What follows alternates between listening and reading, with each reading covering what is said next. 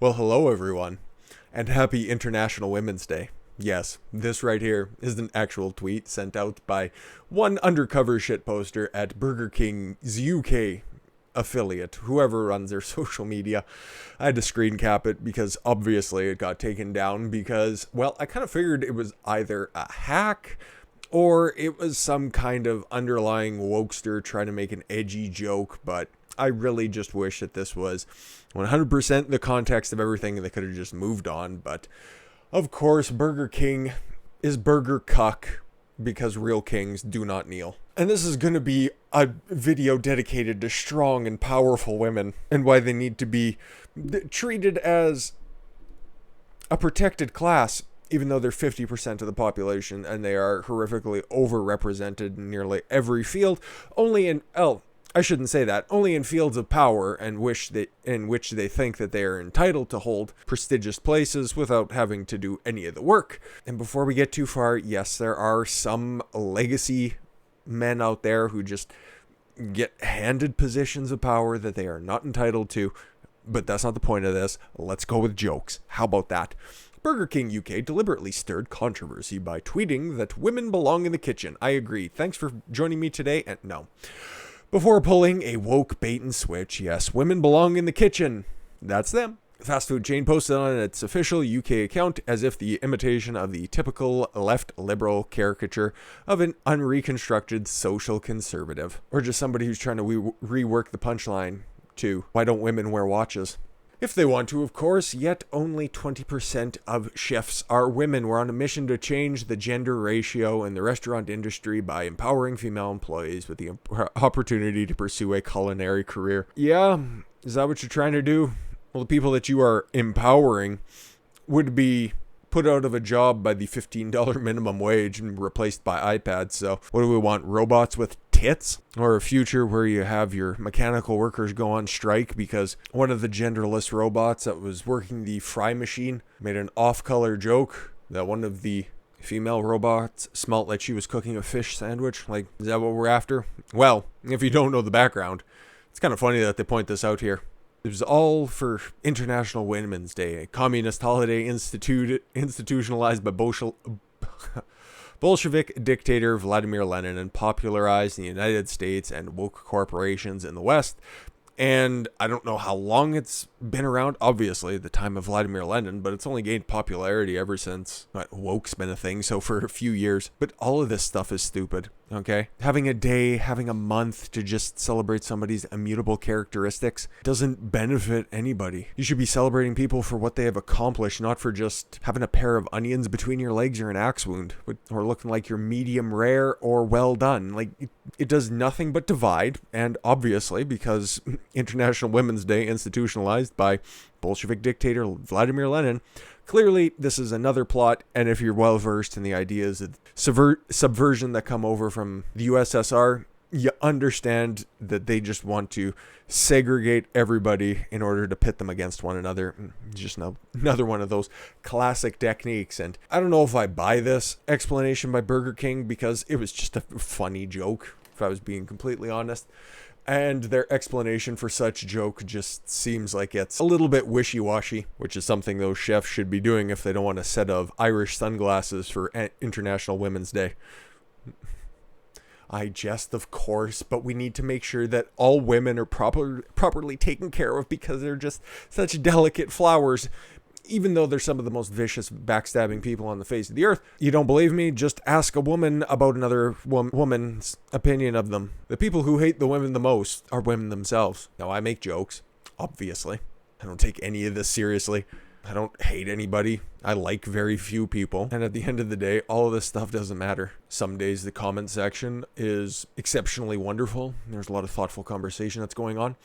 Other days, it's filled with morons who can't hold a concept in their head longer than 10 seconds before they misrepresent something and take offense to it. I summarily smash them down as quickly as they do. But at the same time, everything is left open, okay? I don't block anybody from any of my channels, any of my outlets, mostly because once I reply to them, I don't give a shit. Banning language, banning ideas. for being offensive, for being misinformation or disinformation, whatever the buzzword of the day is. Only makes it more taboo, only makes it more interesting for a conversation topic. And again, I know I'm treading over well-worn territory, but this whole banning of words is not something that's new anyways. A while ago, I think like 2012, 13, or 14, in that area there was a campaign to ban bossy. It was run by Beyonce. I could look it up or whatever, but that was one of those things like, oh, you can't call a woman bossy because she's being bossy, because that's wrong. That's misogynist. Why is that? Because it is. And they're just trying to bring it back up again because it's International Women's Day. So apparently there's a theme for this self-congratulatory, I can't even call it a circle jerk. What is it? A circle bean flick? Doesn't quite roll off the tongue as well. We'll think of something. As a result, language app Babbel would apparently like to challenge English speakers to dispense with certain words altogether, taking it upon themselves to tell us what words we should erase or redefine because they are problematic and sexist. Oh boy, I can't wait. Babbel has decided to step into murky waters of social justice, of course they have, and let people know there's a list of C words. Well, if you take that one off the table, what are you supposed to scream at the top of your lungs when dinner's lukewarm? Oh, people should no longer use in relation to women the words that include catty, bruh, clucky, and even cougar. No. How about no? The first two are just such perfect descriptors of any mundane conversation about I don't even know what trash television shows are around anymore. Something about a wedding dress, something like that. If you've ever had an ear to one of those conversations, it sounds like you're walking past the hen house. Or if somebody is slightly more attractive, the remarks that you hear are accurately described as being catty. And come on, cougar? What do we want to start calling 50-somethings picking up college kids in the bar pedophiles? I'd be down with that. Many of these words we use day to day can be problematic. How about we start with banning the word problematic? That would be alright. I can make one exception for my free speech absolutist premise. A spokesperson from Babbel relayed to me, Libby Evans this is, one of the good ones I guess. This is something which needs to change, yet while Babbel frames this in terms of uplifting women, in actuality it is just a shallow marketing scheme to raise awareness for their app. Yeah, and as far as I know, Babbel is a free app to teach you different languages. I'm pretty sure that's what Babbel's all about. Unlike the other C word, which most find deeply offensive, or apropos in some cases, the words Babbel have selected for deletion are hardly upsetting, but merely words that can be used in whatever way the speaker or writer uses these words chooses. Babbel told me these C words are words with offensive and sexist roots that are often used to describe women. Well, let's see. So they got clucky. Clucky is a way to describe a woman who is eager to have children. No. I've never heard it used in that context. There is no equivalent to this word for men, and this word in and of itself is dehumanizing. It links women to chicken and things we associate them with, pecking, squawking, and obsessing over their young. A synonym for this word is broody? Bruh, you guys are just making up words. Catty and catfight. Catfight? Well, I can't think of a better description of what is happening when two moderately attractive women wrestle in jello. Like, what else are we supposed to do? Coquettish? Bruh, you guys are straying into Yiddish words, I think. Is off the table because Babbel thinks that it is wrong to describe women acting in a manner, or in a playful manner intended to attract men. We want to replace it with cock-starved, cougar, cow, and crone.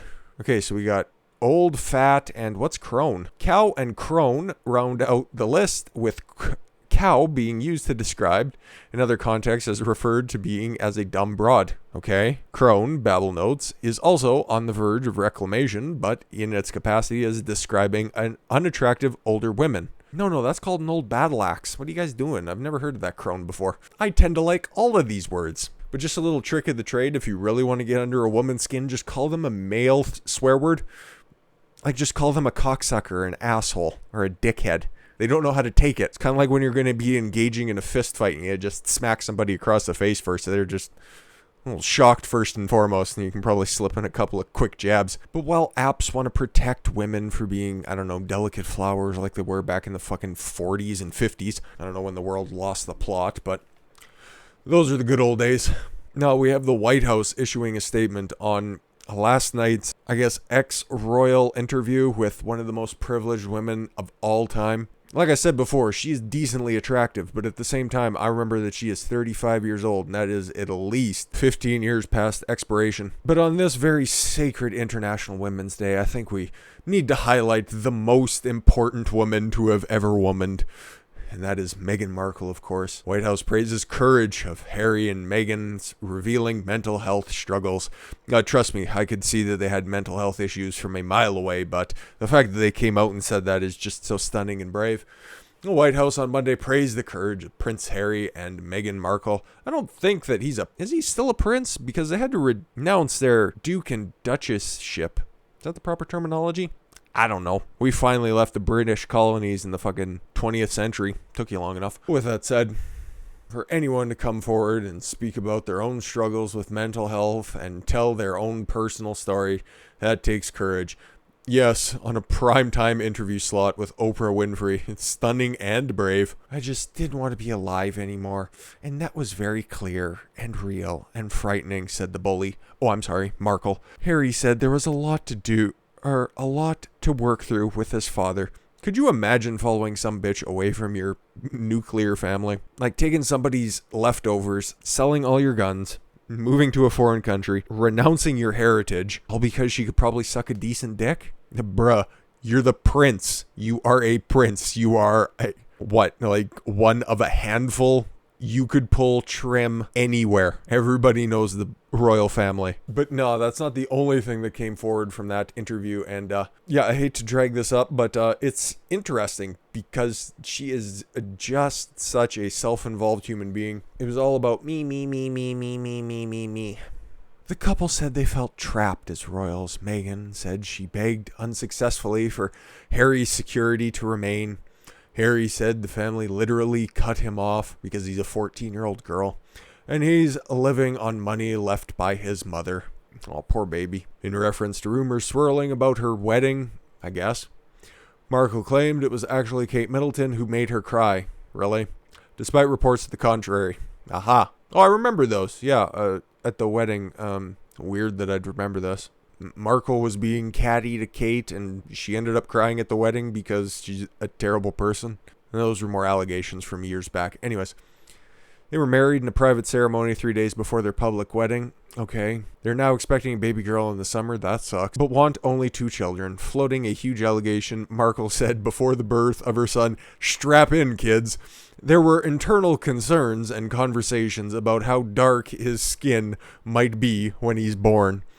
Let me float this by you, okay? We have somebody who looks like she's, at best, half Mexican, maybe, and a fucking ginger. If that kid pops out looking like an eggplant, the only question that needs to be asked is what Harry provided on the snack tray. Because there is no way that kid couldn't look any darker than I do. Like, bruh, at worst, what, brown hair? Brown eyes? What are we talking about? I gotta press X to doubt on that one. The interview is loaded with apparent revelations, but there's absolutely no way around the he said, she said dynamic that characterizes this conflict. Yeah, pretty much, because I don't know if anything would be on the record, especially since didn't they make a stopover in Vancouver? This is literally the most pop culture I get.